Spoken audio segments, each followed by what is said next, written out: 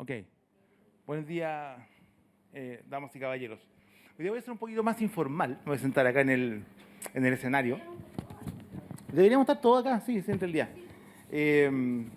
Bueno, estamos claros que el seminario va a durar en el futuro solo un día, definitivamente. O debieran cambiarlo de día. Sí, también puede ser. Sí, también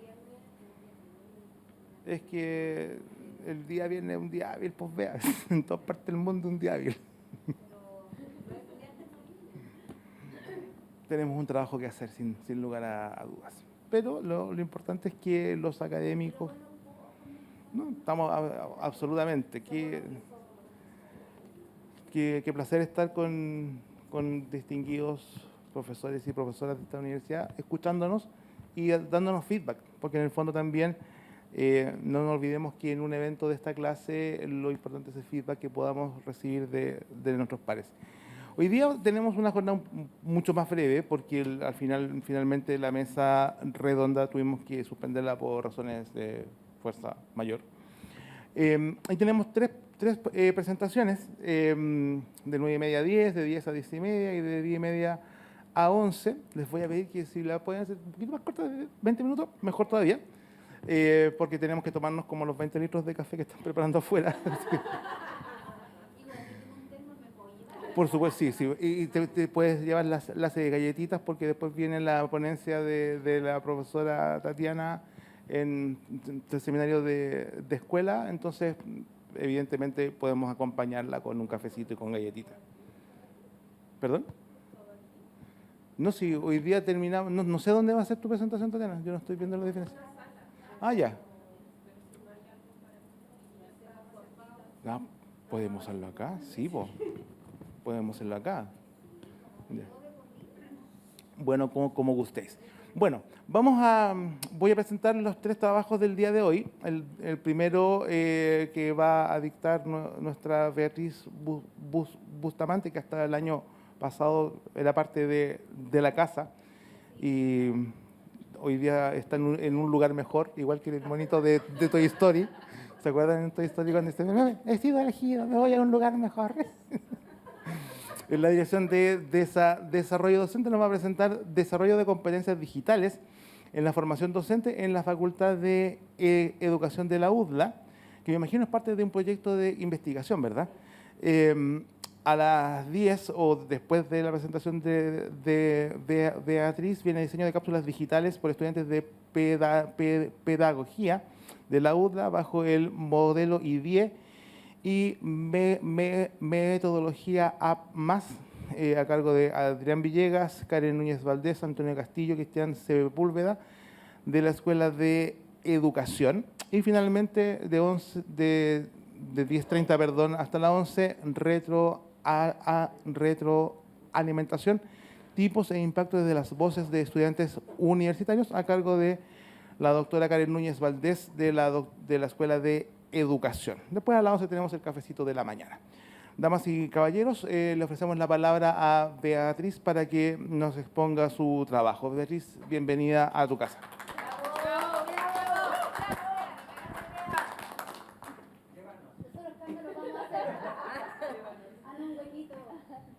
¿Puedo servir el café? Ya. Ahí no se ve. ¿Qué pasó? Ahí sí. Ya. Bueno, primero que todo, buenos días. Contextualizando, esta investigación es parte de un proyecto adjudicado. Lo generamos junto a Adrián cuando aún estaba acá en FEDU. Y surge de un poco de la necesidad o del cuestionamiento de que existía un sello FEDU declarado, un sello TIC, en ese entonces declarado en la facultad, declarado en su plan estratégico. Sin embargo, no existía un elemento de evaluación, es decir, se declaraba, decíamos que teníamos un sello, pero no había cómo evaluarlo, ¿ya? Y a partir de eso entonces surge esta investigación, ¿ya? Bueno, hay una frase, ¿cierto?, de Paulo Freire que nos hace un poco reflexionar respecto de cómo también la incorporación de las tecnologías hoy día es algo necesario en en la enseñanza y sobre todo especialmente en la facultad, que nosotros formamos a los futuros formadores, ¿ya? O sea, finalmente nuestros estudiantes son quienes van a ir al colegio y van a formar a los futuros ciudadanos, ¿cierto? Y quienes van a desarrollar esas competencias digitales en ello, y por lo tanto es súper importante ya no concebir al profesor como el dueño del conocimiento, sino como quien posee las metodologías o quien posee, por así decirlo, el secreto, ¿cierto?, para adquirir ese conocimiento. ¿Ya? Ahora, ¿cuál es el contexto? Bueno, primero, claramente ya cambiamos, o sea, hoy día ya no es la era del conocimiento, el conocimiento está en la web, basta con que en nuestros dispositivos móviles nosotros accedamos y tenemos lo que queramos, el contenido que queramos, incluso hoy día más rápido aún, ni siquiera tenemos que entrar a Google, vamos a ChatGPT y le preguntamos algo, o a Bing, o a Bart, y nos va a responder, ¿cierto? Y le pedimos referencia y también nos va a entregar las referencias, así que aún así, hoy día el conocimiento, nadie es dueño del conocimiento, sino que hoy día lo que más importa es cómo nosotros vamos a utilizar ese conocimiento, cómo vamos a procesar ese conocimiento y cómo vamos a transformar ese conocimiento en recursos, en elementos útiles para el desarrollo de la sociedad. Adicionalmente también cambió la forma en que nos comunicamos, cambió la forma en que estamos en contacto con el otro. Ya, o sea, este meme, los estudiantes, hace 10 años quizás una imagen no nos habría dicho mucho, hoy día es a través de memes, a través de emoji y a través de distintos elementos gráficos, ¿cierto?, que nos comunicamos y que de pronto incluso para nosotros es como, ¿qué significa ese símbolo? ¿Ya? Quizás para los que no estamos tan actualizados y toca a nuestro hijo, ¿cierto? O a quienes tenemos más cerca, ¿cierto? De pronto explicarnos lo que significan los distintos símbolos. Y por eso también, tanto en la forma como en los medios que han cambiado, también nosotros entonces tenemos que incorporar tener conciencia, ¿cierto?, de que tenemos que incorporar la tecnología. Otro elemento importante es que a partir del desarrollo tecnológico, los nuevos y futuros escenarios laborales cambiaron, ¿ya? O sea, hoy día, a partir de la irrupción también de la inteligencia artificial generativa, por ejemplo, se estima que el 54% de los trabajadores van a necesitar una mejora tanto de sus capacidades como de sus habilidades para poder desarrollarse de manera competente en el ámbito laboral.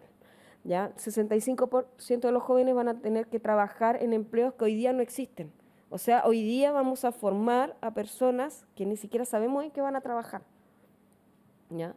El 30% de los empleos que son rutinarios, que Charles Chaplin nos mostraba, ¿cierto?, en la película esa Tiempos Modernos, cuando se volvía loco de tanto repetir, ¿cierto?, de tanto repetir los movimientos, todos esos empleos se estima que con la irrupción de la inteligencia artificial y el desarrollo de la robótica van a desaparecer y van a ser reemplazados por máquinas, ¿ya? Ahora bien, no significa que se va a acabar el empleo, significa que el empleo va a cambiar, porque ya si bien se va a necesitar la persona que haga el movimiento rutinario, sí se va a necesitar una persona que sepa manejar esa máquina, ¿ya? Entonces, y a partir de eso surge el otro, que se estima que al 2030 el 45% de los empleos van a requerir algún tipo de conocimiento en programación o uso de herramientas digitales. Adicionalmente a esto, la pandemia nos dejó una gran brecha digital. Antes teníamos una brecha educativa, brecha de alfabetización, pero hoy día adicionalmente tenemos una brecha digital, es decir, quien no sepa o quien no tenga las competencias para trabajar con herramientas digitales va a quedar, como por así decirlo, bajo el carro, ¿ya? Y esta es una encuesta de la Subtel que hizo un estudio en abril del 2023. Indica que el 56% de los hogares en Chile cuenta con un acceso a Internet fijo. Solo el 56%. ¿Ya? Y eso también agrava, ¿cierto?, la brecha educativa, el acceso a la información. Los estudiantes no van a tener siempre, ¿cierto?, las mismas experiencias de aprendizaje si no tienen el acceso al Internet. ¿Ya? Hay 55 comunas con una conectividad inferior, ¿cierto?, al 1%. Esto es 2023. Y nos podríamos preguntar qué hicieron esas comunas cuando fue la pandemia. ¿Qué hicieron esas personas en la pandemia? Porque se suponía que la educación era virtual. ¿Ya? O sea, además nos dejó una brecha educativa. También hay un índice de la TAM para IA, se llama, está hecho por la UNESCO, es el índice latinoamericano, un índice especialmente hecho para Latinoamérica de cómo ha irrumpido la inteligencia artificial y cuáles son las principales brechas. Ahora, de este estudio específicamente en Chile, se detecta que Chile tiene una de las mejores conexiones a nivel regional. A nivel de la región, Chile tiene una de las mejores conexiones. Sin embargo, la calidad de esa conexión es deficiente. O sea, nos podemos conectar a Internet súper bien, accedemos, pero cuando queremos descargar o subir, ahí como que el Internet colapsa. O sea, nos sirve para Facebook, para WhatsApp, para redes sociales, pero no mucho para el trabajo o la productividad, ¿ya? Y por eso también el tema ahí de la conectividad insuficiente.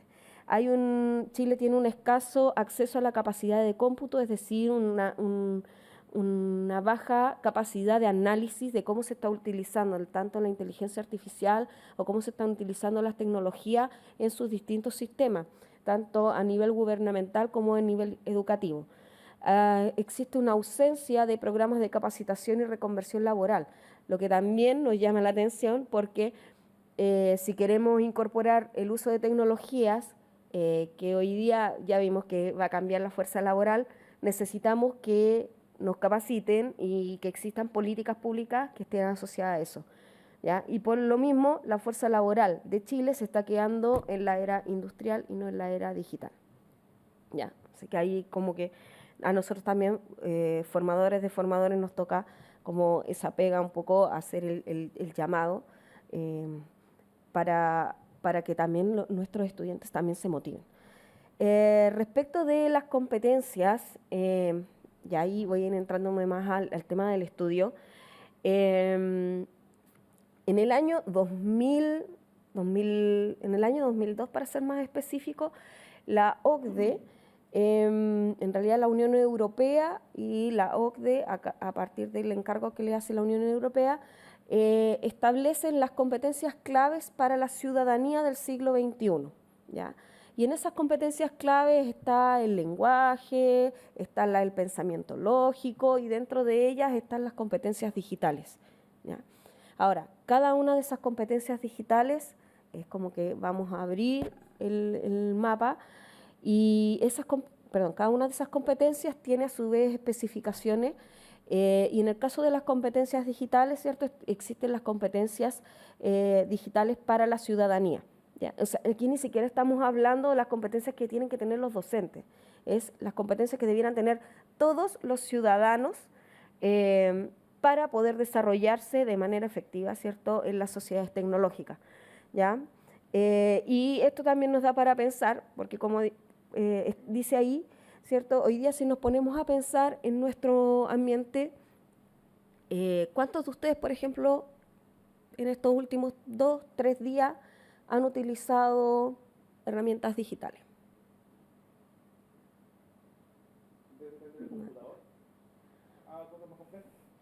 A ver, inteligencia artificial. Bien, ya. Ok, la inteligencia artificial está presente. ¿Hay alguien que no haya utilizado? Quizás ahí, pues, ¿no? Todos han utilizado hoy día. Bien, ya. Bueno, la inteligencia artificial hoy día está presente en toda nuestra vida, ¿ya? Si queremos pensar como como el uso de tecnología, hoy día nosotros utilizamos las herramientas digitales para todo. O sea, desde el hecho de cuando ustedes vienen en camino o cuando van por una autopista y el tag suena así, pip, y les lee la patente, ¿ya? Eso es inteligencia artificial. Cuando ustedes usan Google Maps o Waze, inteligencia artificial. Cuando ustedes están en alguna red social y dicen, no, recién estaba hablando de esto y me aparecen anuncios, bueno, inteligencia artificial, ¿ya? O sea, hoy día nuestro mundo está lleno. Incluso para pedir una hora al registro civil, para sacar carnet, para cualquier cosa, tienen que meterse a un sitio web. Para poder solicitar un certificado, sitio web. Para solicitar los bonos del gobierno, también sitio web. O sea, hoy día se requieren las competencias digitales, esas habilidades digitales para poder desempeñarse en el aula. Y a partir de ese marco de competencias digitales surge el marco de competencias docentes. ¿Y por qué surge ese marco? Porque, bueno, se empiezan a cuestionar un poco de, ok, estas son las competencias digitales que debieran tener todos. ¿Y quién las va a enseñar? Adivinen quién se lleva el premiado. Los profesores. Claro, el tema es que cómo alguien que no tiene las competencias va a enseñar a sus estudiantes que desarrollen las competencias, ¿ya? Entonces surge este marco de competencias digitales docentes, ¿cierto?, con la finalidad de que los docentes también, ¿cierto?, puedan responder a las necesidades de la sociedad, ¿ya? Y eso implica cambios curriculares, brecha digital, alfabetización digital, para responder a estos cambios que se requieren, ¿ya? Ese es como el contexto en el que se plantea. Ahora, ¿cuál es la principal problematización? Es que la Facultad de las Américas, o la FEDU, ¿cierto?, bueno, en el año 2015, con su PDE, declaraba tener el sello tecnológico, ¿sí? Y ahora, en su PDE 2022, que ustedes actualizaron, declaran también incorporar el uso de tecnologías, ¿sí?, en la formación de sus estudiantes. En el propósito 5 de la versión 22, establece además el objetivo fortalecer la generación de comunidades digitales, garantizando la creación de un sello tecnológico de los profesores, estudiantes y colaboradores de la institución. Y de hecho, en sus fortalezas dice que tienen la integración pedagógica de las TIC. Ahí está, ¿cierto? Entonces aquí la pregunta es, ¿los estudiantes que finalizan su ciclo formativo en la FEDU poseen el sello tecnológico que se declara? Porque si se está declarando es porque se cumple, ¿ya? Y lo otro que no está disponible en el PDE es cuáles son las dimensiones de este sello. ¿Qué entienden por sello tecnológico?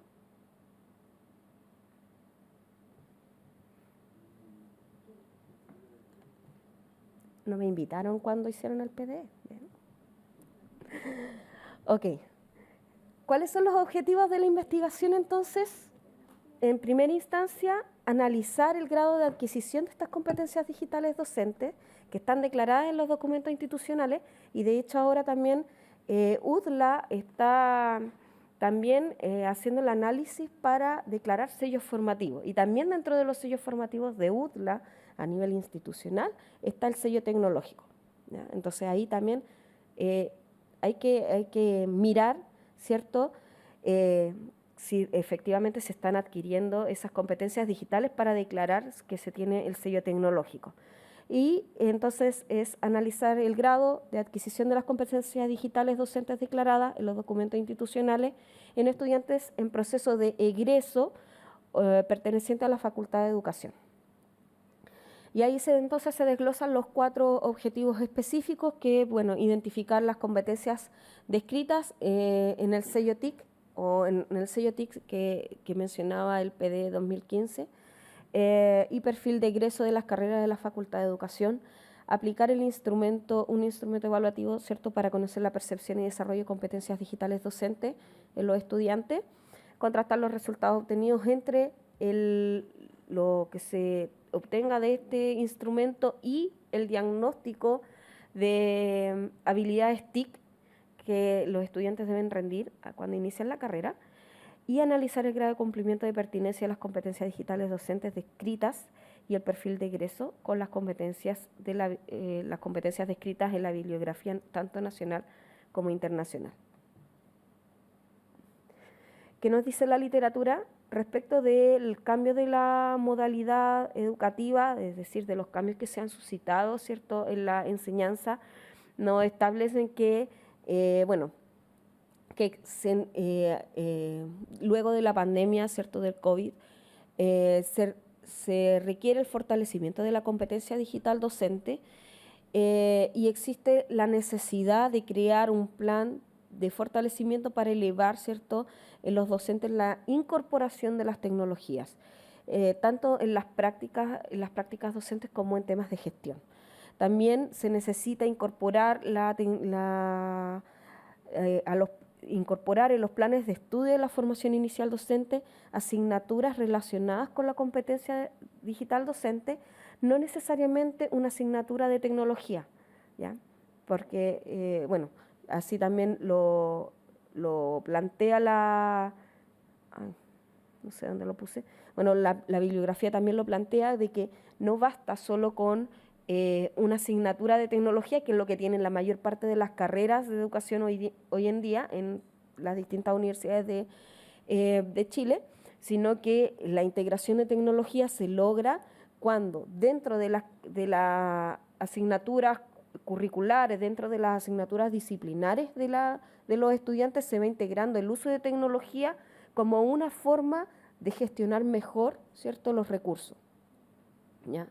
Respecto de la percepción de los docentes, de la competencia digital docente, Dogan dice que los docentes utilizan más tecnología cuando se sienten mucho más seguros, ¿ya? O sea, y se van a sentir con mayor confianza en la utilización de software cuando ellos también, ¿cierto?, han desarrollado sus competencias digitales y ellos sienten que han tenido una capacitación adecuada al respecto, ¿ya? Respecto de las nuevas tecnologías, la OCDE ya en el 2019 plantea que las tecnologías han contribuido al desarrollo de nuevas formas de trabajo. Ya lo veíamos, ciertos estudios de hoy día, del 2023, que dicen que va a cambiar la forma en que se va a desarrollar los trabajos en el futuro, y por lo tanto resulta fundamental que los docentes adapten esos cambios y se capaciten en las tecnologías que van a utilizar, ¿ya? O sea, hoy día nosotros, formadores de formadores, no podríamos pensar en pedirle a nuestros estudiantes que solo generen, por así un ejemplo, solo generen evaluaciones con papel y lápiz, ¿ya? O sea, y que sean solo evaluaciones cerradas, ¿cierto?, de preguntas cerradas y con puras alternativas. No, ¿ya? ¿Por qué? Porque cambió la forma de evaluar y necesitamos también incorporar otro tipo de herramientas, ¿ya? Asimismo, también la competencia digital, ¿cierto?, juega un rol fundamental en la mejora tanto de la calidad educativa como la calidad de vida y el acceso a mejores condiciones laborales. Por lo tanto, es importante desarrollar la competencia digital, además que en nuestros estudiantes desarrollan la capacidad de identificación, localización de información, la capacidad de trabajar en equipo de manera colaborativa, de trabajar la resolución de problemas, de tener diversas miradas, porque con el uso de tecnología no necesariamente hay una respuesta única. Y por lo tanto, el desarrollo de las competencias digitales y la utilización de herramientas tecnológicas permite, ¿cierto?, mejorar en ese sentido la calidad educativa. Respecto de las competencias digitales docentes, hay dos marcos principales de competencias digitales docentes. El marco, el marco de la Unión Europea de competencias digitales docentes surge a partir del marco de competencias digitales para la ciudadanía, que surge a partir del marco de competencias digitales, el marco de competencias claves para los ciudadanos del siglo XXI. ¿Ya? O sea, este es un trabajo que viene hace más de 20 años y se ha ido desarrollando, ¿ya? Y ese marco posee ahí 6 dimensiones que tienen que ver con el compromiso profesional, contenidos digitales, enseñanza y aprendizaje, evaluación y retroalimentación, empoderamiento del alumnado y desarrollo de competencia digital del alumnado. Si ustedes se fijan, este marco evalúa también cómo el docente empodera a sus estudiantes para que ellos puedan desarrollar también su competencia digital, ¿ya? El segundo marco es de la UNESCO, que surge a partir también de este marco de competencias claves que elabora la Unión Europea, ¿ya? Hace tiempos atrás estaban trabajando como de manera muy distanciada, hoy día van trabajando casi como se están uniendo caminos. Y en ese sentido también genera un marco el año 2017 con 18 subcompetencias que están organizadas en 6 áreas principales. Primero, comprensión del papel de las TIC en las políticas educativas, cómo incorporar las TIC en el currículum y la evaluación, en la pedagogía, aplicación de competencias digitales, organización y administración y aprendizaje profesional de los docentes. Ahora bien, ¿con qué marco vamos a trabajar en este estudio principalmente? Y en el que están trabajando en general la mayor parte de los estudios que tienen que ver con competencias digitales docentes, es con el que elabora la Unión Europea. ¿Por qué? Por dos simples razones. Primero, porque el de la Unión Europea se está actualizando constantemente. De hecho, el marco de competencias para los competencias digitales para los ciudadanos del siglo XXI se publicó en fines del año pasado. O sea, está casi calentito, por así decirlo. Recién salió del horno, y ese marco se estima entonces que va a obligar también a ajustar el marco de competencias digitales docentes, que se apoya en eso. Ok, voy a avanzar. Y bueno, finalmente, y la segunda razón por la que vamos a utilizar ese marco es porque hay estudios, hay instrumentos ya validados para trabajar con ese marco que permite, que es una encuesta de autopercepción muy rápida, que está ya validada en Latinoamérica, y que permite, ¿cierto?, obtener resultados muy rápidos respecto de las habilidades digitales de nuestros estudiantes. Respecto de la metodología de este estudio, bueno, es de tipo cuantitativa. Es un estudio descriptivo con un muestreo probabilístico aleatorio simple, con los grupos intactos. La estrategia de recolección de información se realiza mediante la encuesta de autopercepción, que ya está validada y que es el COMDIT-A, y que esta herramienta es una herramienta para la autoevaluación de la competencia digital docente, ¿ya? Es una encuesta muy rápida, dura alrededor de 4 minutos, entonces fue bastante rápido aplicarla en ese sentido, ¿ya? Bueno, la aplicación del instrumento se realizó de noviembre a diciembre del año pasado. El instrumento fue aplicado a 139 estudiantes, y ahí, bueno, ahí está el desglose, ¿cierto?, de quienes se encontraban en cuarto o tercer año o cursando mención. Ahí en realidad era tercer año, no hay cuarto. Se aplicó a 6 carreras de la Facultad de Educación. Las que tienen mayor participación son educación parvularia, educación básica y educación diferencial. La mayoría son de género femenino, también una característica, ¿cierto?, de nuestro estudiante. Y bueno, en régimen diurno responde aproximadamente al 60% y el executivo un 40%, que también hace mucha relación respecto de la matrícula que tiene la facultad. ¿Cuál es el análisis preliminar de los resultados? Eran 7 áreas. Primero, la dimensión de didáctica y curricular y metodología establece que el 85% de quienes respondieron la encuesta logran una suficiencia en esta dimensión. Esta dimensión está evaluada de 1 a 10, ¿ya? Entonces ellos se autoevalúan de 1 a 10, por lo tanto, sobre 6 ya se considera suficiente. Mencionar que este elemento, estas 4 primeras dimensiones no son evaluadas en el diagnóstico TIC que se aplica, porque tienen que ver netamente con el ejercicio docente. Bueno, lo importante aquí, o como elementos ahí que hay que prestar atención, que existe un 15% de estudiantes que se encuentra en proceso ya de término y que ellos mismos declaran no alcanzar la suficiencia en áreas como incorporación de las TIC en materia curricular. Decir, por ejemplo, incorporo las TIC, utilizo las TIC para trabajar distintas estrategias de enseñanza-aprendizaje con los estudiantes. ¿Ya? Ese es como el tipo de indicadores que se le establece. Y el indicador más bajo de la dimensión hace referencia a la utilización específica de tecnologías para el apoyo de labores administrativas. De hecho, ayer estaba en un congreso y mostraron también un estudio que cerca del 60% del tiempo que los docentes dedican en los colegios, o en sus horas no lectivas, es a labores administrativas, ¿ya?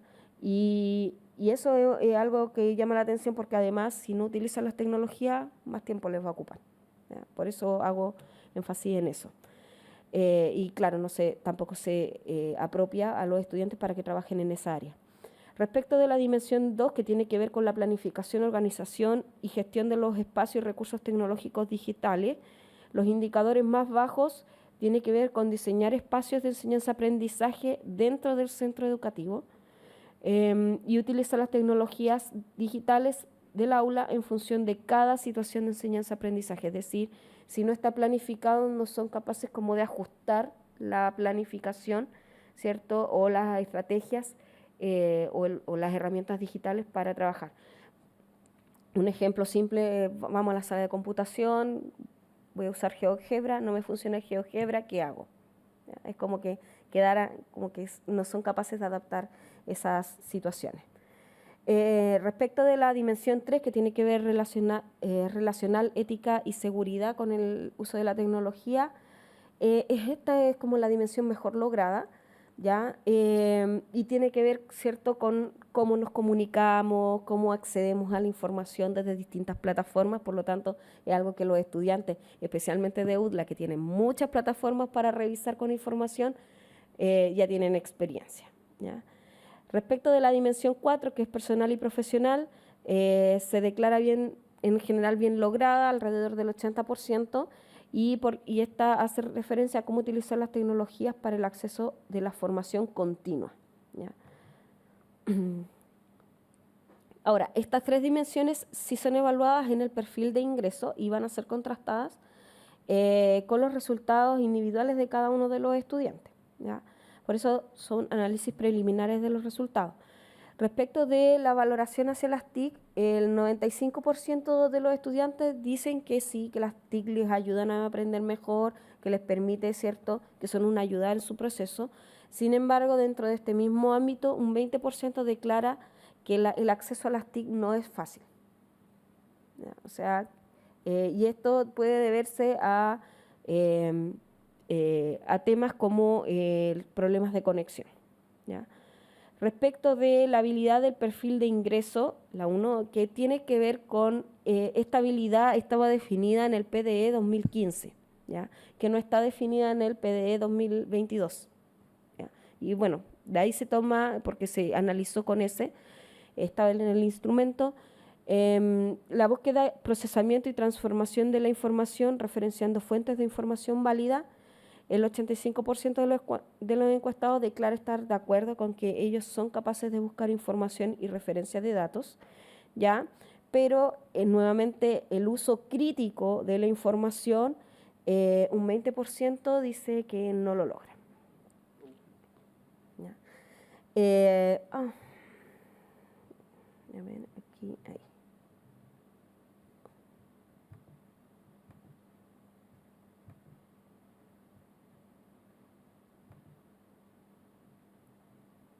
No me deja. Bueno, de la habilidad del perfil de ingreso 2, que tiene que ver con la creación de nuevos documentos y la presentación de estos mediante fuentes a través del trabajo de colaborativo, en este ámbito, este fue uno de los más bajos, alrededor del 70% dijo que sí, que lo lograba. Por lo tanto, hay un 30% que aún le cuesta mucho trabajar de manera colaborativa en la red y de difundir el conocimiento o a partir de las investigaciones que ellos han realizado, ¿ya? O sea, ellos aprenden, pero luego no generan nuevos conocimientos o no los publican, no los comparten con el entorno. ¿Ya? ¿Cuáles son las primeras conclusiones a partir de esto? Bueno, existe durante la formación docente una mayor adquisición de habilidades, de competencias digitales. Hay una mejora sustancial a grandes rasgos en los diagnósticos de habilidades digitales. Cerca del 40% alcanzaba logros suficientes ya en el diagnóstico, y hoy ya cerca del 90% está declarando poseer suficiencia en este ámbito. ¿Ya? O sea, los mismos estudiantes, ellos declaran que ha existido una mejora. Sin embargo, se hace revisar el currículum formativo de las carreras para integrar de mejor manera las herramientas tecnológicas en las asignaturas, declararlo, porque muchos programas, muchos perfiles de egreso dicen que van a utilizar las asignaturas, las tecnologías, pero después cuando uno comienza a analizar los programas mucho más detalladamente, no incorporan o no declaran el uso de tecnologías, de estrategias metodológicas con uso de tecnología en el programa. Se observa una adquisición de competencias digitales en estudiantes, una mejora, aunque también tenemos que tener en cuenta que estos estudiantes estuvieron con la pandemia, por lo tanto estuvieron como con mucha digitalización, lo que también puede haber afectado el resultado. Y por lo tanto, de todas formas, se hace necesario trabajar de manera mucho más colaborativa en la red, haciendo hincapié en la seguridad digital, que fue uno también de los puntos que estuvo más bajo. Eso sería. Muchas gracias. Muchísimas gracias, Beatriz. Un aplauso para Beatriz, por favor, que nos mostró interesantes conclusiones respecto de este uso de las TIC. Me imagino que los estudiantes podrán pensar dónde estoy yo dentro de esto. Tenemos tiempo para una consulta, por si alguien tiene. Aquí nomás, si estamos en confianza. Profesor. Gracias. Muchas gracias por la presentación, me pareció muy interesante. Y tengo esta pregunta, aprovechando el espacio, porque tengo estudiantes de la asignatura de didáctica de educación física para la enseñanza básica. Y de alguna u otra forma hemos discutido con ellos que hay saberes disciplinares y hay competencias que son más genéricas, ¿cierto? Y que están en constante discusión si acaso nos corresponde o no corresponde avanzar en este tipo de saberes, que son sumamente fundamentales. A partir de tu investigación y todo lo que tú sabes, me gustaría si le puedes dedicar unas palabras a ello de qué es lo que tú visualizas, el rol que tiene como cada asignatura, esta formación transversal de ciudadanos, que tú lo planteas desde un punto de vista digital, y cómo tú visualizas también, a partir de lo que has abarcado en tu estudio, de cuál es la diferencia que vamos a tener como docente del sistema escolar entre ser un consumidor de tecnología y ser un creador de insumos tecnológicos para el proceso de aprendizaje.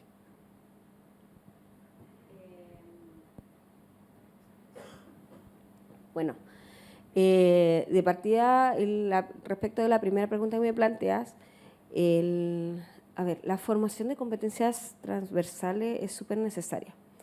En la práctica, cuando uno es profe de colegio, aunque sea profe de educación física, le piden que vaya a cubrir matemática, lenguaje, etc. O sea, las competencias las va a utilizar sí o sí. Ahora, ¿por qué es necesario específicamente el tema de competencias digitales? Porque no es solo para la docencia. O sea, hoy día las competencias digitales son para todo. Incluso, por ejemplo, si ustedes quieren acceder hoy día a formación continua, al volver a capacitarse, una de las mayores potencialidades es hacerlo a través de la manera virtual. ¿Por qué? Por temas de tiempo, por temas de traslado, ¿cierto? De costos también, de acceso a distintas instituciones, incluso instituciones internacionales, uno lo puede hacer a través, ¿cierto?, de manera virtual. Por lo tanto, el desarrollo de competencias tecnológicas se hace necesario de manera transversal. Por otro lado, también hoy día especialmente, ¿cierto?, en el área de la salud y en actividad física, ¿cierto?, Uno podría ir a ChatGPT y le dice, genera un plan de entrenamiento. No sé si ustedes lo han probado ya, pero uno va y dice, genera un plan de entrenamiento para una persona de tantos kilos, con tales lesiones, no sé, con diabetes, etcétera, y genera el plan de entrenamiento de 4 semanas. Y entonces cualquier persona podría decir, bueno, ¿y para qué entonces contrato un entrenador personal? ¿Para qué entonces están los profes de educación física en el colegio? Para hacerlos correr, el test de Cooper. Entonces, al final, ¿cómo vamos a hacer frente a eso? ¿Cierto? ¿Cuáles van a ser los argumentos para trabajar eso? Y finalmente la actividad física y salud, el rol que tiene el profesor de educación física es súper importante. Es súper importante porque finalmente son ellos los que van a enseñar a los estudiantes a mantener una actividad física, a mantener una vida saludable. No es solo correr por correr, sino también enseñarles a hacer los ejercicios, cómo cuidar sus músculos, cómo mantener una alimentación saludable, y en ese sentido es súper necesario desarrollar esas competencias transversales. Y de la segunda pregunta ya la olvidé, perdón. Ah, ya, sí. Gartner ya en el año 2005 decía que iban a haber 2 tipos de ciudadanos. Aquellos, los app dependientes y los app creadores. El app dependiente iba a tener un problema y no lo iba a poder resolver, iba a ir al buscador de app, iba a buscar la app para resolver su problema, pero si la app no estaba, no iba a poder resolver el problema. El app creador iba a ir lo mismo, frente al mismo problema, iba a ir a buscar la app, si no la encontraba, iba a crear la app. ¿Ya? Y decía y plantea él que aquellos que van a ser los apps creativos son los que van a tener mayor éxito, obviamente, en el mundo, porque finalmente son ellos los que van a estar diseñando las soluciones a los problemas. Hoy día los ámbitos de desempeño de los profesores, no solo los profesores de educación física, han ido variando. Y hoy día vemos que se pueden crear cursos digitales y podemos llegar a miles de personas. Entonces yo creo que ahí hay un fuerte nicho. Hay un fuerte nicho para los docentes. También hay un fuerte nicho, especialmente en profesores de educación física, que a mí me ha pasado, con los niños. Los niños hoy día sabemos que las tasas de obesidad son altísimas, ¿cierto? Las tasas de sobrepeso, obesidad. Y resulta que los gimnasios, porque los niños tampoco salen a jugar, porque de salir a la calle ahora incluso que salgan solo hasta es peligroso. No salen a jugar, no corren, están en la casa. La solución que hacen los papás, van al gimnasio. Pero los niños no pueden entrar al gimnasio. Y entonces, ¿cómo enseñamos a los niños a hacer el deporte? Entonces ahí también hay harto nicho para los profesores de educación física. ¿Ya? ¿Cómo? Con la Wii, sí. ¿Cierto? Con la Kinect. Sí, sí, pero es un tema porque incluso en mi experiencia personal, por ejemplo, si no tienes un adecuado fortalecimiento de los músculos, ¿cierto? Los niños igual se van a lesionar. Y eso no alcanza con las 4 horas de educación física del colegio. Entonces ahí hay hartos nichos que pueden potenciar con el uso de la tecnología. Eso. Beatriz, le damos un fuerte aplauso a Beatriz. Yo creo, para complementar, ahí hay un nicho de interdisciplinariedad, sin lugar a dudas. Le ofrecemos la palabra ahora a Adrián Villegas, que nos va a exponer sobre diseño de cápsulas digitales para estudiantes de pedagogía bajo la modalidad A10 y metodología A+. Este es un trabajo en conjunto con Karen Núñez Valdés, Antonio Castillo y Cristian Sepúlveda en la Escuela de Educación. Don Adrián, le voy a pedir que acorte un poquito su tiempo, unos 15 minutos, 20 minutos, para que podamos terminar en tiempo y forma eso de las 11. Muchas gracias. Sí. Adrián, te escuchamos. Muchas gracias. Son solo 87 diapositivas. Voy a hacer lo más rápido posible. Bien, muy buenos días. Espero que estén muy bien. Este es básicamente un trabajo donde el año 2021 implementamos una experiencia de carácter técnica en el curso de EDU 714, que es una asignatura hoy día de informática educativa, que está también atravesada por aprendizaje y servicio. Por lo tanto, las cápsulas que se realizaron estaban al servicio de la comunidad porque parten de una problemática que encuentran en los centros escolares. Y a partir de eso, el año 2022, sumamos, ¿cierto?, a Karen Núñez, a Antonio Castillo, para poder convertirlo también en un artículo, ¿ya? Y lo que vamos a poner más bien fruto del artículo. Vamos a revisar una breve introducción en qué consiste la cápsula, posteriormente el método, los resultados y las conclusiones. Primero, la cápsula digital en el fondo hay que entenderla como un contenido multimedial muy acotado y probablemente en pandemia se va popularizando la manera de cómo generar una cápsula. En general las cápsulas tendían a ser una grabación que realizaba la persona frente a un celular. Eso en un breve tiempo, 3, 4, 5 minutos sobre algún contenido, alguna actividad, y eso podía ser una cápsula. En algunos casos también ese video se podía enriquecer con el uso de algunos CG, alguna imagen, algún elemento más. Pero no había interactividad, por lo tanto, más bien el estudiante consumía un producto plano.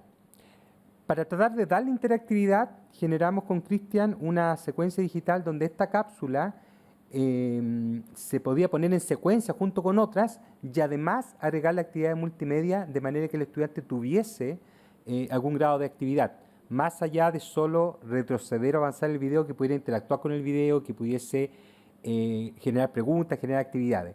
Entonces, ese es el modelo de cápsula digital del cual estamos hablando, es un modelo basado en el video, pero hecho en formato web. ¿Por qué la cápsula? Primero porque coloca el foco en el estudiante, le da interacción y sobre todo en general es fácil de seguir, es fácil de construir y es fácil de seguir. ¿Y qué es lo que buscábamos en el proyecto? Aparte de esta situación de AMAS-CC, poder generalmente apoyar las clases del sistema escolar. Estas cápsulas se empezaron a trabajar desde el año 2020, se trabajó con educación física, se trabajó con educación parvularia, se trabajó con educación básica, ¿ya? No trabajamos con educación diferencial porque diferencial desde hace 4 años en el ajuste Maya tiene otro curso, no tiene 714 informática, pero eso lo hemos cubierto en el curso Edu 413, hemos trabajado básicamente ya experiencias de inteligencia artificial. La propuesta de estas cápsulas eran que se podían trabajar de manera asincrónica. Esto significa, ¿cierto?, que nosotros podíamos trabajar tanto en una clase en vivo, como también el profesor que construía la cápsula se la podía facilitar a los estudiantes para que la resolvieran por su cuenta, ¿ya? Y una de las premisas para trabajar esta cápsula es el desarrollo de algunas habilidades tanto tecnológicas como habilidades también de carácter disciplinario. Es decir, estas cápsulas no son para aprender necesariamente tecnología, son para aprender los diferentes sectores disciplinarios sobre los cuales los estudiantes las van construyendo, ¿ya? La secuencia es muy breve, tiene una portada, tiene una introducción y una breve activación de conocimiento, generalmente de manera digital, o sea, una pregunta, una encuesta. Posteriormente están los contenidos, donde lógicamente el formato que más prima el video. Después una actividad o evaluación, nuevamente ahí se replica el uso de algunas herramientas digitales para poder capturar la respuesta del estudiante y una síntesis y conclusión. En algunos casos los estudiantes enriquecieron la cápsula agregándole otros tipos de recursos de apoyo. Acá tenemos algunas de las cápsulas, fíjense los títulos. El mundo del insecto, controlando la ira, separando las palabras, dejando con los números, son cápsulas disciplinarias. Por tiempo solamente voy a mostrar una muy breve. Acá ustedes pueden apreciar esta que es una de educación parvularia, el mundo del insecto, y se aprecia un poco el tema de los formatos, ¿ah? Ahí está la bienvenida. En algunos casos los estudiantes rescatan, en este caso los estudiantes construyen videos con distintas herramientas. Ese es Animaker, que permite al estudiante construir una presentación mediante un formato video realizando collages de imágenes. Posteriormente avanza el tema y en la presentación viene un video hecho con Red Forest y posteriormente en la activación ahí ustedes pueden apreciar que aparece un cuento. Ese cuento los estudiantes lo narran y le hacen algunas preguntas de activación. La idea es justamente una cápsula activa que esté permanentemente trabajando. Aquí se aprecia de mejor manera lo que yo les contaba, el estudiante tiene algo que se llama presencia social, es decir, el estudiante aparece en la cápsula de forma permanente, él explica el contenido, explica la materia, es el estudiante, en este caso futuros profesores, ¿cierto?, los que van haciendo el recurso. ¿Ah? Por lo tanto, el alumno del colegio, en este caso, identifica a su profesor. A eso me refiero con que tiene una alta interactividad y está basada en el formato video. O sea, permanentemente el estudiante usuario de la cápsula está viendo a los profesores. Ahí aparece otra estudiante de educación parvularia, que es la que va dando las instrucciones, contando los contenidos, generando la actividad. ¿Ya? En fin, la cápsula tiene toda esa situación. Acá estas son cápsulas colaborativas. Generalmente 3, 4 estudiantes las pudieron realizar, ¿ya? Y uno de los requisitos era que siempre estuviese ellos presentes en el video, ¿ya? Y ahí, si ustedes se fijan, van apareciendo actividades, un fuerte componente auditivo, en fin. ¿Cómo se construyó? Primero se le explicó al estudiante lo que es la metodología ADI, que es una metodología de construcción de recursos digitales, ya que tiene sus años, pero es una metodología aprobada, porque uno de los focos principales es que coloca o agrega el elemento de la retroalimentación. Es decir, no basta con hacer recurso digital, sino que además hay que implementarlo y recibir un feedback. Durante la primera semana los estudiantes decidieron su socio comunitario. Eso significaba que ellos iban a un colegio, iban a un jardín y detectaban una necesidad. Y con esa necesidad ellos pasaban a diseñar en la semana 2 esta cápsula digital. En la semana 2 la planificaban, avanzaban, diseñaban las primeras secciones y en la semana 3 la finalizaban. Ellos tenían una pauta de chequeo que les permitía ir revisando si cumplía con los distintos elementos, para finalmente en la semana 4, ¿cierto?, hacer 2 acciones. Una es la evaluación del recurso propiamente tal, de parte de los compañeros y de parte del profesor a cargo de la asignatura. Y por otro lado, nosotros con Cristian pudimos aplicar la encuesta investigativa, para lógicamente poder hacer este ejercicio de transformar experiencias que uno va teniendo dentro de los cursos en algunos artículos si es posible. Bueno, no voy a profundizar en la metodología ADI. Estas son las metodologías en general. Genially o Canvas como la maqueta, como la plataforma donde uno va insertando los distintos elementos. Posteriormente, grabación de videos, mucha grabación de video en teléfonos, muy poca grabación de video por otro medio. En general, los estudiantes graban en el teléfono y editan directamente el del teléfono. Programas como KineMaster y otros más les sirven a los estudiantes para que ese video jamás salga de su teléfono. El estudiante se graba, lo edita, lo sube a YouTube y de YouTube lo sube a Genially, que es el espacio donde van a estar todos estos elementos. Y obviamente muchas herramientas de gamificación, muchas herramientas de juego, de videojuego para un poco generar una participación activa de parte de los estudiantes. También cabe destacar que si bien las experiencias de educación básica y educación física son bien importantes, de hecho en el caso de educación física varios estudiantes hicieron cápsulas relativas a potenciar la actividad física, a cómo, sobre todo el 2020, a cómo poder generar condicionamiento físico dentro del hogar. Es destacable también la labor que hizo Educación Parvularia, porque ellos enfrentan un desafío grande para este tipo de recursos. Su usuario, su público, sus estudiantes, son estudiantes que están en una fase prelectora. Por lo tanto, todavía no saben leer, estudiantes de 4 o 5 años. Por lo tanto, ellos trabajaron mucho el énfasis en el tema del audio, ¿ya? Narración a través del audio y, obviamente, video. A partir de esto, esos son los resultados del proceso. 2 cursos, 16 cápsulas, el promedio de nota 6.3. Dentro de esto, el 62% contaba con alguna experiencia previa, generalmente grabación solo de videos, por lo tanto la experiencia les permitió dotarlo ya en una estructura mayor. Lo que sí nos enfrentamos, obviamente, el proceso de conexión, que ya lo adelantaba Beatriz, 41,6 indicó tener una mala conexión de Internet, lo que lógicamente para este tipo de producto, con conexión en tiempo real, con uso de video, juega en contra. El 75% declara que esta actividad les sirvió para incrementar sus habilidades tecnológicas, fundamentalmente edición de video, imágenes, texto, producción de medios digitales, de alguna manera publicación en espacios web. El 45,8 encuentra entendible la metodología. La metodología ADI no es compleja, pero lógicamente se le agrega esta capa de este producto digital en particular y en el fondo quedan como dos metodologías. Por lo tanto, cerca de la mitad dijo que la metodología es entendible, pero el resto que tenía niveles crecientes de complejidad, ¿ya? El 94% se siente satisfecho sobre lo que hicieron, importante. O sea, los productos de los estudiantes, ellos después los dejaron en los centros educativos. Obviamente por tiempo no hubo seguimiento, es decir, no tenemos el feedback de cómo les fue al centro educativo con estas cápsulas que dejaron los estudiantes, ¿ya? Y el 100% declara que es de utilidad para los estudiantes, varios también lo aplicaron en sus procesos de práctica. Algunas conclusiones, efectivamente es importante el desarrollo de habilidades digitales, pero en contextos reales. Es decir, no es aprender tecnología por aprender tecnología, es aprender tecnología para resolver problemas, los cuales efectivamente uno como profesor se encuentra dentro del aula, dentro de la institución. Por ejemplo, había cápsulas tendientes a comunicación con padre apoderado, cápsulas de capacitación a colegas del mundo escolar, y buena parte de las cápsulas eran específicamente para lo que es el trabajo con los estudiantes en el aula. Podemos decir que de alguna manera se instala esta metodología de trabajo y prueba de ello es que estudiantes en cursos superiores nos han preguntado que quieren seguir con el trabajo, quieren perfeccionar y y eso es importante, quieren ver qué otras herramientas tienen para potenciar lo que ya construyeron.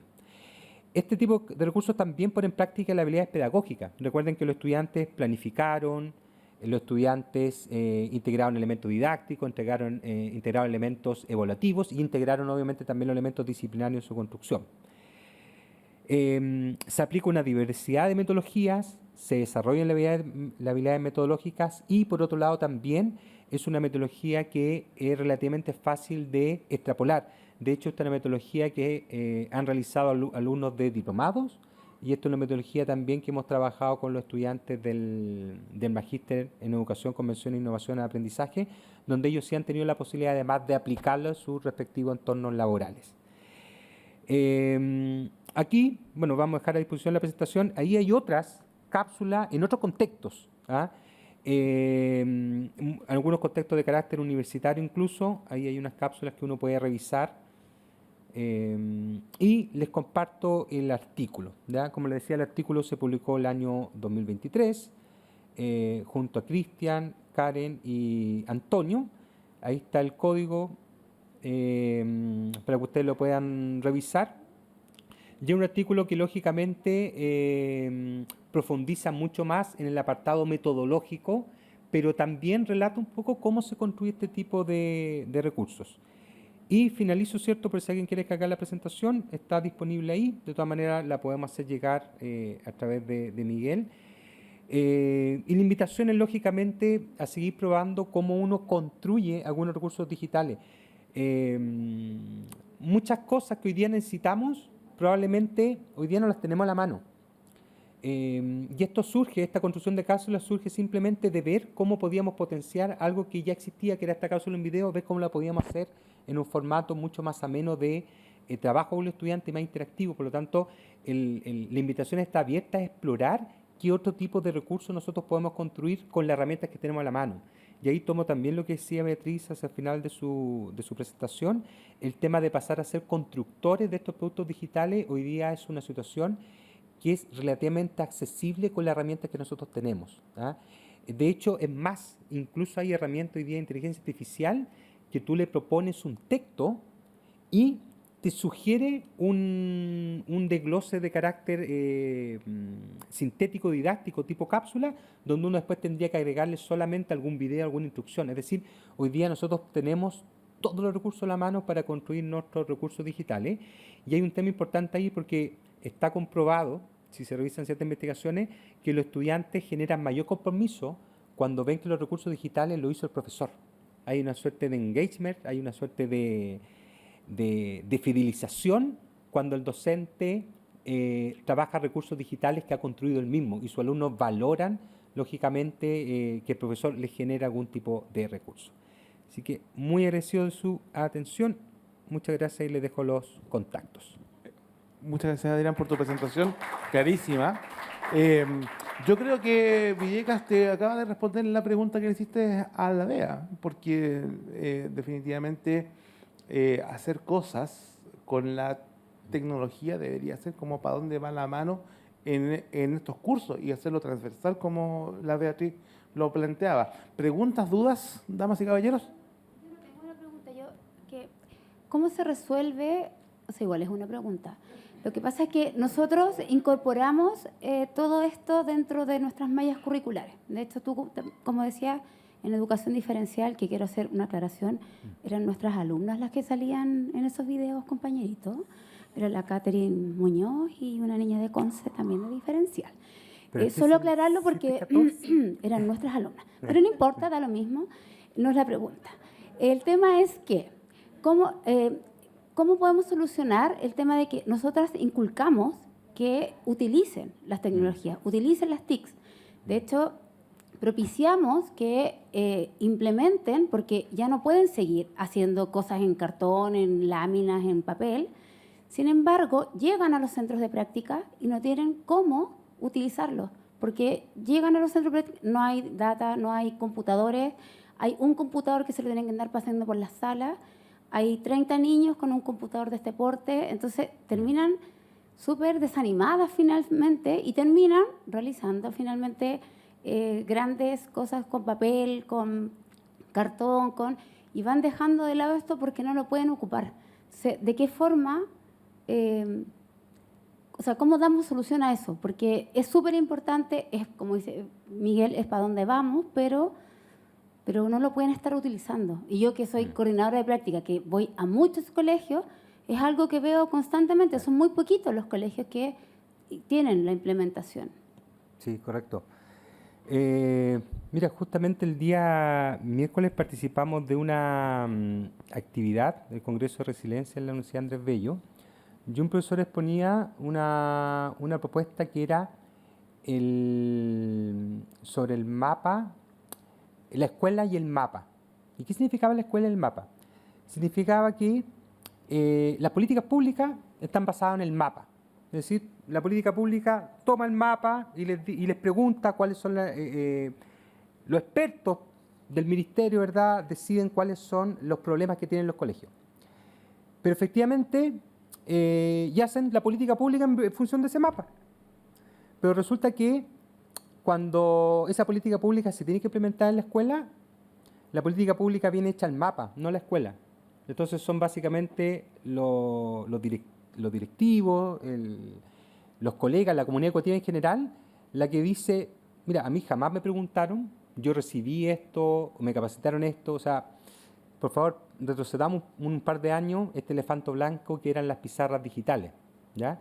Un negocio para empresas como Arquimed gigantesco, pero probablemente desde el punto de vista del aprendizaje de los estudiantes, mínimo, ¿ya? Así pasó con las pizarras digitales, este tema de las tabletas, los punteros, los laboratorios móviles. Entonces, hay un tema que difícilmente va a cambiar si no existe un diálogo real entre Ministerio de Educación y la comunidad educativa real, ¿ya? No la comunidad educativa del mapa que decía este profesor, no esta comunidad educativa de los textos, no esta comunidad educativa que describen a veces los investigadores sin haber pisado alguna vez el aula, ¿ya? Entonces, ahí primero tenemos una atención que es sistémica y eso pasa en todos los países del mundo, ¿ya? Pero tratando de ir a contestar tu pregunta, que me parece bien interesante, porque finalmente, ¿qué sacamos con estas cosas si no tienen implementación real? El papel no es malo, al contrario, el papel es súper positivo, el cartón, el papel, la témpera, sobre todo en los primeros niveles donde ellos tienen una capacidad de abstracción menor los estudiantes y lógicamente un foco más concreto. Sin embargo, podemos regresar ese papel. Tenemos experiencias ya antiguas, generalmente en básica, diferencial. Yo trabajaba en Campus Viña anteriormente, y en Campus Viña se hizo trabajo justamente con ese desafío. ¿Cómo enriquecemos lo que ya tenemos a nivel de papel? ¿Cómo enriquecemos la maqueta, el material concreto? Y ahí tenemos experiencias que, claro, son más antiguas. Una respuesta fue los códigos QR. Los códigos QR como manera de enriquecer el acceso a la información. Y posteriormente el uso de realidad aumentada. Es decir, técnicamente funciona similar a la realidad con código QR, pero la realidad aumentada le permitía ahora al estudiante interactuar con ese recurso. Y no estamos hablando de una complejidad técnica mayor, porque no es que el alumno cree la aplicación de realidad aumentada. El alumno se tiene que preocupar de descargarla, ver cómo funciona, ¿cierto? Y esos códigos, sumarlos a su recurso. Por ejemplo, tenemos experiencias donde alumnos construyeron maquetas de Egipto y después lo enriquecieron con viajes virtuales que el alumno podía mirarlo a través del teléfono. Claro, es una respuesta muy preliminar porque en el fondo es como combinar lo físico con lo virtual.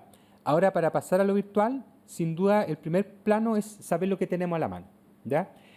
En muchas aulas ni siquiera contamos con los teléfonos. Sabemos, ¿cierto?, que el teléfono ante la pandemia, justo en Chile, la pandemia llegó en una discusión que se estaba teniendo sobre qué hacer con los smartphones en el aula, y esa discusión no iba para bien, ¿ya? Iba en realidad para bastante mal, porque en el fondo muchos colegios terminaban prohibiendo, por distintos motivos, ¿ya? Cuando el teléfono es una herramienta poderosísima, donde yo podría hacer muchas acciones. Hoy día un teléfono es una computadora potente, donde tengo cámara, donde tengo micrófono, donde tengo acelerómetro para hacer experimentos y donde tengo una fuente de más de 1 millón de aplicaciones donde probablemente voy a encontrar lo que necesito, ¿ya? Pero lógicamente ahí de nuevo choca el tema de la mirada como negativa al uso de las tecnologías. Entonces, probablemente si tus estudiantes pudiesen hacer un catastro de lo que tienen, por ejemplo, a nivel tal vez de un solo computador en el aula y de un data, a nivel probablemente, si los estudiantes tienen la autorización para ocupar teléfono, uno podría generar algunas actividades con. Obviamente hay contextos donde es muy difícil ir en contra de la marea, por lo tanto ahí la recomendación a veces solamente probar con una actividad, ¿ya? Probar con 1 o 2 actividades y tratar de convencer, ¿cierto?, al equipo directivo que eso tiene sentido y que funciona. Cuando los equipos directivos se convencen de que eso es una ganancia desde el punto de vista del aprendizaje, lógicamente facilita la penetración de estas acciones. Pero cuando en realidad uno dice, mira, voy a hacer este experimento y después nos da resultados desde el punto de vista de no informa cómo les fue, pasa porque ya probablemente muchos docentes intentaron hacer algo similar. Pero el consejo es seguir, pedir ayuda, comunicar, fortalecerse, generar redes de apoyo. Yo creo que algo que nos ha faltado como comunidad UDLA es justamente generar redes de apoyo, círculos donde nosotros podamos conversar estos temas. Tenemos alguna instancia incipiente, tenemos por ahí algún seminario, algún congreso justamente de compartir experiencias educativas, compartir experiencias con tecnología, pero nos falta una red más estable porque eso va en beneficio justamente de los propios estudiantes. Estimado Adrián, muchísimas gracias por tu respuesta. Te damos las gracias, no tenemos más tiempo para la consulta, así que le damos la palabra a Karen Núñez Valdés, que nos va a presentar su trabajo intitulado Retroalimentación, tipos e impactos desde las voces de estudiantes universitarios. Un fuerte aplauso para Karen, por favor.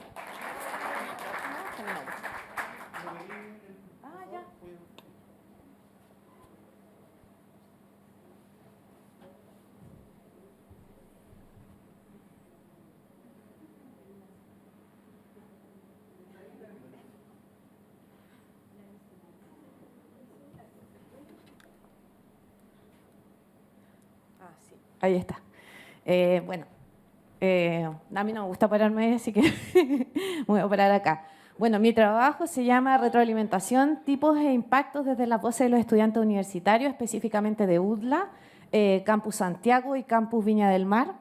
Este es un trabajo que emerge de un proyecto de investigación del año pasado, es un trabajo que está hoy día en miras de publicación y les voy a presentar, para aprovechar el tiempo, sucintamente los resultados. Bueno, a modo de introducción, y aquí yo puse harto texto, pero un poco para sentar las bases del trabajo, la retroalimentación es un concepto que data de 1989 y tiene que ver con cerrar las brechas de aprendizaje, ¿ya?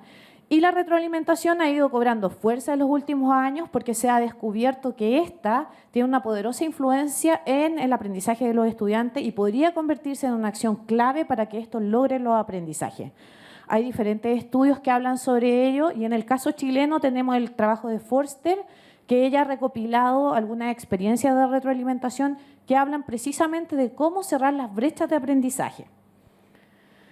Sadler, que es el padre de la retroalimentación, él es un australiano que se ha dedicado fuertemente a trabajar la retroalimentación en contexto universitario, nos dice que los profesores deberíamos seguir esta fórmula, informar a los estudiantes hacia dónde van, informarles cómo van, y además cómo seguir avanzando. O sea, aquí cobra importancia eso que en práctica nos dicen, tiene que colocar el objetivo de aprendizaje, tiene que explicar el objetivo de aprendizaje, y eso quiere decir que nosotros tenemos que decirle a nuestros estudiantes qué van a aprender o qué deberían aprender al finalizar una unidad.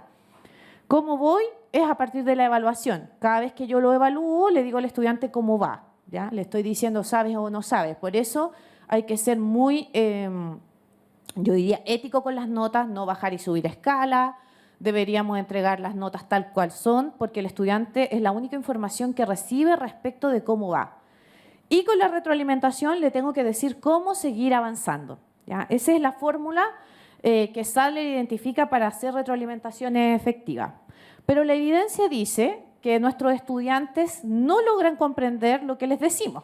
Parece que los profes tenemos la idea de que nuestra retroalimentación es súper buena y nuestros estudiantes llegan a la conclusión de que no es así, de que finalmente lo que sucede es que no nos entienden, ¿ya? Y básicamente por el tiempo que tenemos en la sala, también parece que los profes nos dedicamos más a corregir y a entregar información sobre las correcciones que a decir cómo podríamos seguir avanzando. ¿Y qué ocurre en el contexto de América Latina? En el contexto latinoamericano, Aniljovic dice que los profes en realidad nos dedicamos a revisar e identificar los errores, a colocar notas y hasta ahí llegamos. Y Contreras y Zúñiga en el 2017 dice que además a nivel latinoamericano y específicamente desde el habla español tenemos pocos trabajos sobre retroalimentación. Quienes más se han dedicado al concepto de retroalimentación son los anglófonos en Australia y Estados Unidos, pero no tenemos generación de conocimiento desde América Latina. Por lo tanto, este trabajo tenía como propósito identificar cuáles son las percepciones de los estudiantes universitarios respecto de la retroalimentación que recibieron, pero en el periodo de pandemia, porque los entrevistamos el año pasado. Entonces, su experiencia más reciente fue en el periodo de pandemia. Y a partir de eso, queríamos identificar cuál es la retroalimentación que realizan los profesores en UTLA, ¿ya? Ese es un poco el espíritu del trabajo. La metodología fue de tipo mixta. Nosotros elaboramos un cuestionario que de ahí se los voy a mostrar. Es un cuestionario que ya nos han pedido para otras investigaciones. Es un cuestionario que tiene dos partes, una parte cuantitativa y una parte cualitativa. Nosotros trabajamos con el Campus Viña y con el Campus Santiago, llegando a una muestra de 210 estudiantes. Ese número lo estimamos con la fórmula de Nama-Foroch. Intentamos que fuera lo más representativo posible. Hicimos los análisis estadísticos en el programa Yamovi, hicimos estadísticos descriptivos, intentamos hacer algunas correlaciones, ¿ya? Dispersión entre otros, y la parte de las preguntas abiertas la hicimos con un análisis cualitativo, agrupando en categorías la respuesta de nuestros estudiantes. Fue difícil conseguir los 210 estudiantes, pero lo logramos, cumplimos la muestra, y estos son los resultados. Bueno, y antes les quiero mostrar el cuestionario. No había un cuestionario para recoger perspectiva de los estudiantes, por lo tanto nos fuimos a la teoría, nos fuimos a revisar las dos grandes tipologías sobre retroalimentación y en base a ello construimos el cuestionario. Trabajamos con la tipología de Tunstall y Gibbs, que dice que los profesores realizamos retroalimentaciones de tipo evaluativa o de tipo descriptiva y deberíamos, enfocarnos en la descriptiva, que es la que realmente tiene impacto en el estudiante, porque es aquella que no solo corrige, sino que también le entrega caminos de mejora. Y también nos basamos en la propuesta de Hattie y Timperley, que ellos dicen que la retroalimentación va desde el nivel 1 hasta el 4, siendo la mejor el 4, y la que no tiene ningún aporte en el estudiante es la 1, que es esa que muchos hemos recibido, que dice, lo has hecho mal porque conversas mucho en clase, o deberías estudiar más. Ese tipo de retroalimentación tiene cero impacto en el aprendizaje, pero sí tiene mucho impacto en lo socioemocional. Entonces, los profesores deberíamos evitar ese tipo de comentarios, ¿ya? O no pensar que estamos retroalimentando el aprendizaje cuando realmente estamos hablando de la persona del estudiante. Y a partir de esa teoría, nosotros elaboramos este cuestionario y levantamos 6 dimensiones. Las 4 primeras asociadas a las propuestas de los autores. Tenemos la retroalimentación evaluativa, que se divide en positiva o negativa, porque yo puedo castigar con la retroalimentación, pero también puedo premiar y decir que eres excelente estudiante, te puedo felicitar, pero aún así no tiene impacto. Tenemos la retroalimentación de mejora y la de logro, ¿ya? Que esas sí son las que tienen impacto, y también consultamos sobre las características de una retroalimentación efectiva y si el error se toma como parte del aprendizaje, que este es un concepto que hay que trabajar. O sea, tenemos que enseñar al estudiante que equivocarse es parte de aprender. Y esas son las dimensiones, y a partir de ellas nosotros elaboramos los resultados. Respecto de la dimensión 1, que es una retroalimentación evaluativa, que puede ser positiva o negativa, nuestros estudiantes dicen que en UDLA no realizamos retroalimentación de tipo negativa, ¿ya? No estamos castigándolos a partir de lo que les estamos diciendo. Sí utilizamos harto lo que es vistos, cruces, parece que le ponemos harto color con estar marcando las pruebas. Claro, parece que nos ensañamos con las pruebas, y solo en algunas ocasiones les damos la oportunidad de mejorar. O sea, parece que entregamos las evaluaciones y seguimos, ¿ya? Entonces no le damos la posibilidad de mejorar. Sí realizamos retroalimentación de tipo positiva con comentarios como bien hecho, excelente, lo has hecho bien, continúa así. Y existe consenso que no existe nota o puntaje o décima extra por un trabajo bien hecho, ¿ya? Como eso no lo realizamos. Respecto de la retroalimentación 3, de la dimensión 3, perdón, los profesores realizamos comentarios que permiten orientar a nuestros estudiantes, vale decir, sí estamos aplicando los principios de una retroalimentación efectiva, sin embargo nos quedamos cortos. ¿En qué? En que no propiciamos la metacognición. Nos faltan estrategias de metacognición para nuestros estudiantes, nos falta llevarlos a reflexionar por qué no estamos logrando ciertas cosas. Respecto de la dimensión 4, los estudiantes dicen que los profesores sí usamos los criterios de evaluación. O sea, reconocen en los profesores UDLA, porque esto fue a 210 estudiantes, que sí trabajamos con los criterios de evaluación y que sí usamos los criterios para poder retroalimentar. O sea, que no nos salimos del libreto. O sea, seguimos el ciclo de la evaluación y damos ejemplos de lo que se espera, ¿ya? Lo que sí dicen los estudiantes es que podríamos darlo antes, no después. Parece que después les decimos, mira, esto era lo que esperábamos y lo que deberíamos hacer es antes, ¿ya? Entonces ahí tenemos un desafío. Respecto de las características de una retroalimentación oportuna, los estudiantes UDLA también reconocen que somos oportunos. Cuando nosotros miramos esto y comenzamos a analizar, pensamos que la política UDLA respecto de la evaluación se cumple, porque esto de entregar las pruebas en cierto periodo de tiempo y hacer la retroalimentación sí se da. Y también me parece que es súper relevante para nosotros los profes como información, es que los estudiantes se sienten confiados de lo que les decimos. O sea, consideran que cuando los corregimos del error, les damos la oportunidad de aprender y creen que nosotros entregamos esas herramientas de confianza para poder mejorar en el futuro. ¿Ya? A partir de esta evaluación y de estas opiniones de los estudiantes, podríamos decir que los profesores UDLA sí estamos en una retroalimentación más bien de tipo descriptiva, pero sí nos faltan elementos que deberíamos incorporar en nuestras prácticas pedagógicas, como que reflexión, uso de la metacognición, quizás dar oportunidades de mejora, entregar ejemplos antes de las evaluaciones y no dejarlo para después. Y respecto de lo que les preguntamos a nivel cualitativo, les preguntamos qué características debería tener una retroalimentación que te permita mejorar tus aprendizajes. Y esto es bien curioso porque de los 210 estudiantes llegamos a este consenso. Primero, que nosotros no solo deberíamos decir lo malo, sino que también lo bueno. O sea, los estudiantes creen que deberíamos también decirles las fortalezas. Deberíamos decirles o hacerles actividades que les permitan mejorar en el futuro. Deberíamos entregarla de forma oportuna, que ya se veía. Estar basada en los criterios de evaluación, que yo creo que ahí está el modelamiento que hemos hecho en clase cuando retroalimentamos vía criterio. Debería ser específica, o sea, ellos comprenden que tiene que referirse a lo que se está haciendo y entregar ejemplos que permitan mejorar los desempeños futuros. Respecto también si hay diferencia entre lo virtual y lo presencial, esto es bien curioso porque ellos dicen que en presencialidad somos mejores retroalimentadores que en la virtualidad. ¿Ya? Parece que en la virtualidad no lo hicimos tan bien.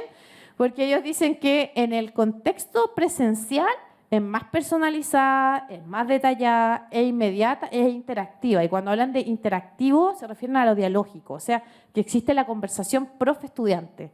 Y eso es muy valorado por los estudiantes. Lo que no ocurría en la virtualidad, porque muchos decían en los mismos textos, es que ellos no prendían la cámara. Y al no prenderla, no generaban el diálogo, solo escuchaban, se quedaban como oyentes de lo que ocurría.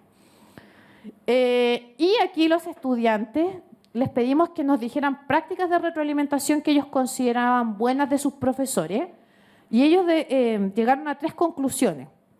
La primera, yo les decía, no tiene ningún efecto en el aprendizaje, pero parece que los profe UDLA estamos bien en el foco de lo socioemocional, estamos diciendo tú puedes, y ellos reconocen que las palabras de apoyo son una buena práctica en los profesores. También las prácticas que son específicas, vale decir que los profes somos estructurados para dar una retroalimentación, o sea, seguimos un guión y no nos dispersamos. Y las prácticas de retroalimentación grupal son como súper valoradas por los estudiantes, consideran que las deberíamos seguir haciendo y darle un sello ahí a nuestras formas de retroalimentar. Y no me quiero escapar del tiempo. Algunas de las conclusiones que llegamos a partir del estudio y de las opiniones de nuestros estudiantes es que para que la retroalimentación tenga impacto en el estudiante, aparte de ser descriptiva, tiene que ser una práctica sistemática e intencionada que debe estar planificada por los profesores y debe ser dialógica. O sea, no puede ser un monólogo del profesor, sino que tiene que ser en este diálogo profesor-estudiante. Deberíamos trabajar rutinas de retroalimentación descriptiva y evitar aquellas prácticas que van a la autoestima del estudiante o a la persona. Y finalmente, deberíamos prácticamente tener un guión que todos pudiésemos implementar para generar esta retroalimentación que después los estudiantes van a llevar a sus trabajos. ¿Cuáles son las limitaciones? Bueno, no fuimos al Campus Concepción, solo trabajamos con la muestra de Santiago Centro y Viña del Mar y esperamos como líneas de investigación ahora trabajar con profesores. ¿Qué hacen en la sala para retroalimentar? Porque sabemos la opinión de los estudiantes, pero no hemos visto a los profesores. ¿Ya? Eso. Muchas gracias, Miguel. Lo logramos. Hay toda una línea de investigación en lingüística sobre el feedback, que está muy relacionado con esto, y hay muchas cosas que me hacen mucho sentido que después en el café, por supuesto, voy a conversar en privado con Karen Núñez Valdés. ¿Hay alguna pregunta del auditorio respecto de este ejercicio de los profesores que encuentro que es tan esencial y que a veces, tal como ella plantea, como que se pasa de largo? Yo recuerdo, Karen, que a la luz de lo que tú contaste, precisa que está bien poner un 7 a pesar de que hay 2 o 3 fallas mínimas en el trabajo que no afectan la profundidad o que cumple con la cabalidad de todas las cosas que uno pide. Eso está bien, ¿verdad? Está bien. Está bien. De hecho, se ha teorizado sobre eso. ¿Qué pasa, por ejemplo, si yo tengo una rúbrica? ¿Qué pasa si tengo una rúbrica y encuentro un trabajo excelente, pero no se cumple en un aspecto de la rúbrica? Que, claro, le faltó un tilde, no sé, no justificó. Entonces, desde la teoría de la evaluación, cuando el estudiante supera la rúbrica, uno debería seguir como su experiencia profesional y poner el 7 igual.